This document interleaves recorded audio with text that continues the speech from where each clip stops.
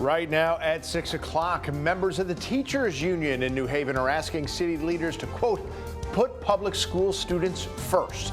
We'll tell you what they're calling for in the upcoming budget as education advocates prepare to host a rally on the issue.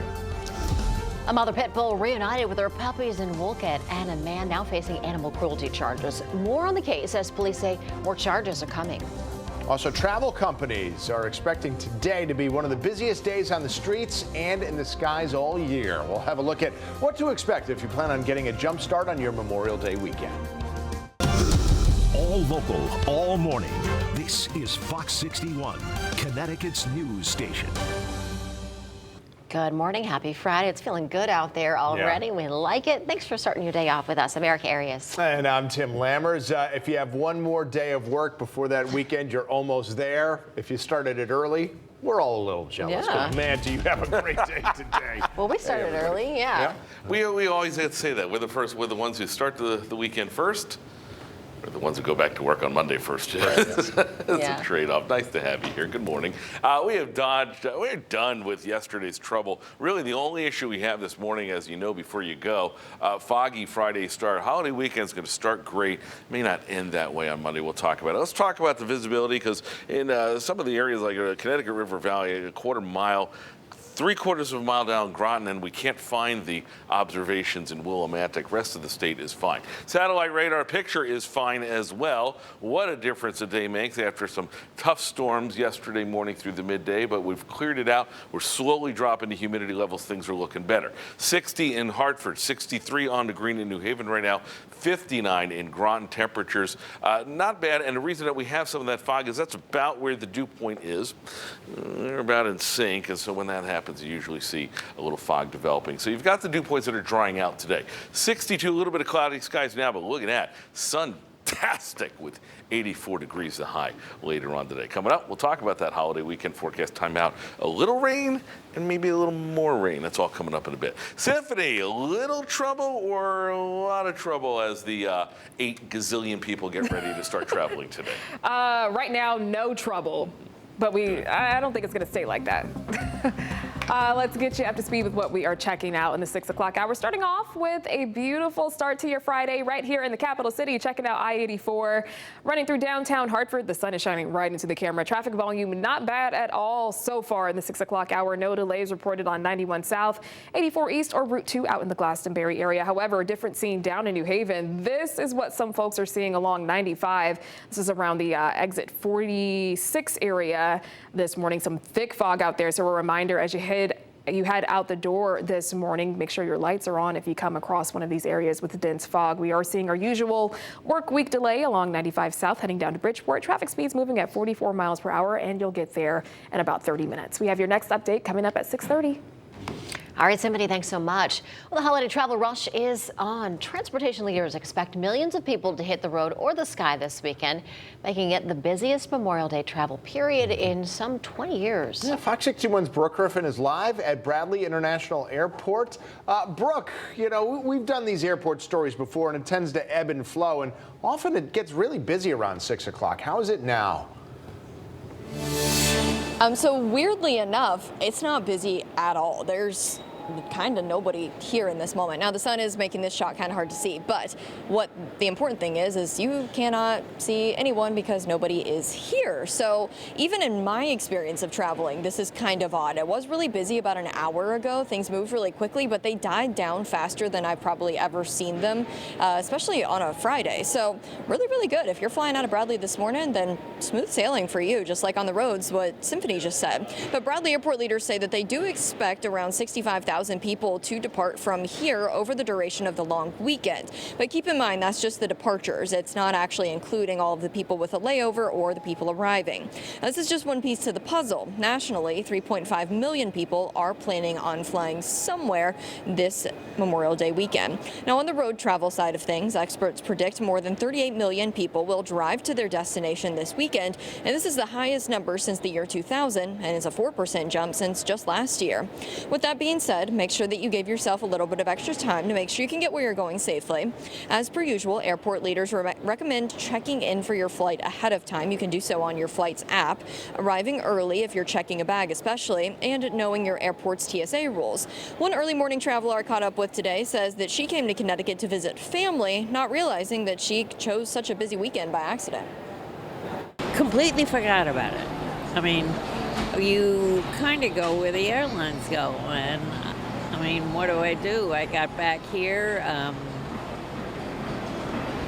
Tuesday, so I had to take a Friday flight, or next Monday, which is probably going to be worse, or the next Friday, and you know, I was anxious to get home. And I'm sure a lot of people are anxious to get where they're going, whether that's going home or just going somewhere fun for the weekend. But if you're flying out of Bradley this morning, those boards look good. There's no delays, no cancellations, all smooth sailing this morning. Tim and Erica, back to you.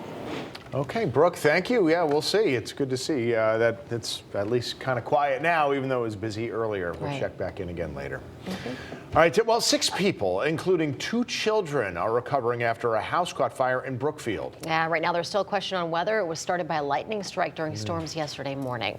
The flames were spotted shortly after a strong cell of thunderstorms rumbled across Fairfield County. One of the owners of the home told FOX61 that the sky was black when they heard the boom of thunder. A daycare is actually inside the home where 2 children were being cared for. Those kids and 2 adults were rushed to the hospital to be treated for smoke inhalation. They are expected to be okay. 2 firefighters were also hurt. A Waterbury man faced a judge on animal cruelty charges for the first time yesterday. It's a story we've been following for more than a month now. And that's not the only update. Fox 61's Alexa Farrell has more on him and some good news about the dog he's accused of abandoning. Now, this was truly a community effort to get this abandoned mother and her puppies reunited. Now, that same community feeling some relief tonight as the man that's allegedly responsible for abuse and neglect is held accountable. On April 16th, Maya was found abandoned on Spindle Hill Road in Wolcott after just giving birth. But her litter of puppies were nowhere in sight. First of all, if you're going to have a dog, you're going to get a dog. You're going to have to take care of that dog like a child. You can't just, when you get tired of it, dump it on the side of the road. Now, over a month later, the man accused of dumping her appeared in Waterbury Superior Court. Do not own any animals. Jose Sullivan appeared in court for the first time after turning himself in to Wolcott police. He's being charged with cruelty to animals and making a false statement. He was released on promise to appear, but has been ordered to not own or care for any animals. Outside of court, Sullivan's family was adamant he is innocent and someone else dumped Maya. No, he didn't dump. He's innocent. But we don't have any proof of that. I mean, he was the owner of the Maya. He was the owner of the puppies. Last month, the Wolcott Police Department received a call about Maya, and when they rescued her, they found that she had just given birth.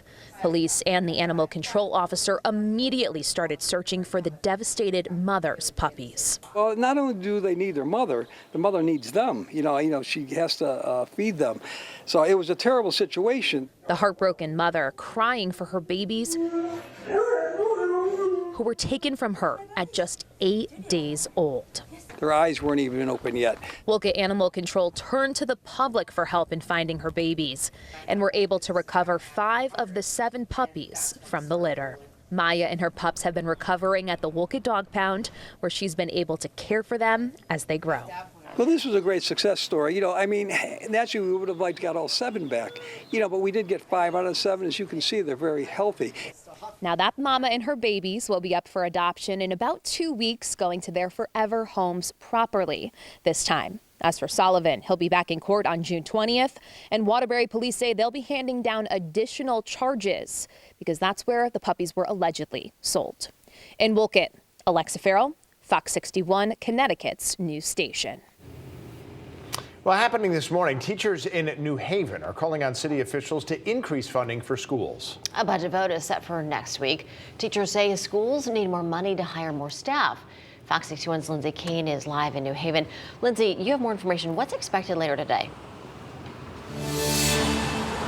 Hi, good morning. Well, teachers here in New Haven are expected to speak out this morning. They're calling on city officials to prioritize education in the budget. Now, teachers across various schools here in the city are all coming together today to make sure that their message is clear. Hundreds of teachers will be wearing stickers today that say "Fund Our Schools" as they're at work. Employees across various departments, from teachers to librarians to counselors, are taking part today. Now, teachers say as far as they're aware, no job cuts are on the line like we've seen in other districts like Hartford and Enfield, for example. However, they say the proposal would increase the teacher-to-student ratio. Now, no new teachers are set to be hired, and instead, class sizes will grow larger. Teachers say they already feel understaffed. They also fear it will continue to be a challenge to get teachers to stay in their positions. Now, public schools are just over 30% of the city's budget. Now, this morning, teachers are set to speak out around 7 o'clock this morning. This is before a Board of Alders meeting is scheduled where they're going to discuss the budget that's set for Tuesday. Live in New Haven this morning, Lindsay Kane, Fox 61, Connecticut's news station.